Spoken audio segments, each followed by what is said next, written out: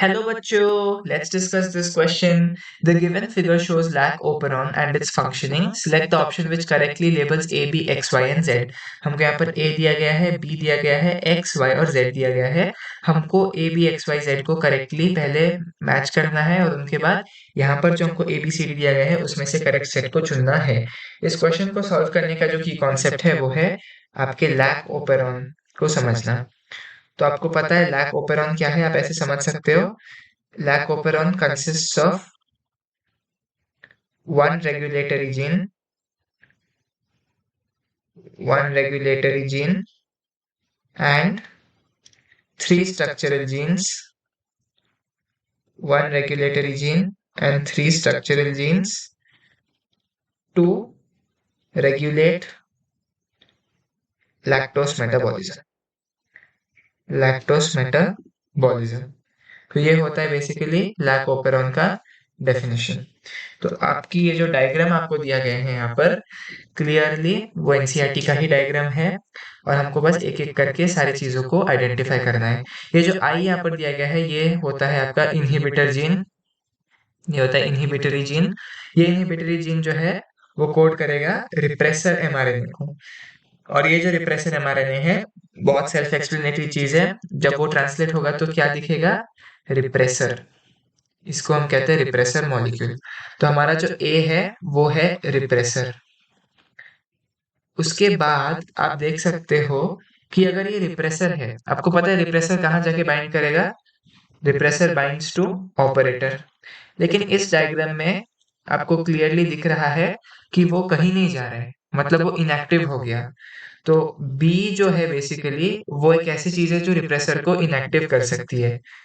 Molecule B जो है वो है एक ऐसा मॉलिक्यूल जो कि रिप्रेसर को इनएक्टिवेट कर सकता है.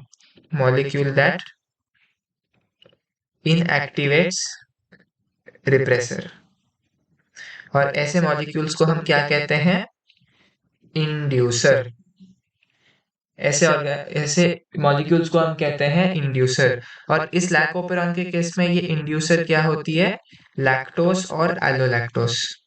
लैक्टोस और एलोलैक्टोस. अभी हमारा ए और बी जो है वो क्लियर हो गया. अभी एक्स वाई और जेड बिल्कुल इजी है. आप देख सकते हो कि ये जो स्ट्रक्चरल जीन्स है जेड वाई और ए उनको हम कहते हैं स्ट्रक्चरल जीन्स. ये स्ट्रक्चरल जीन्स मिला के एक एमआरएनए बना रहे हैं, लैक एमआरएनए. और लैक एमआरएनए जब ट्रांसलेट होता है तब आपको एक्स वाई जेड एंजाइम्स दिखेगी. तो हमारा जो लैक जेड जीन है आपको पता है वो बनाएगा beta galactosidase enzyme. Beta galactosidase enzyme जो कि है हमारा लेबलिंग एक्स.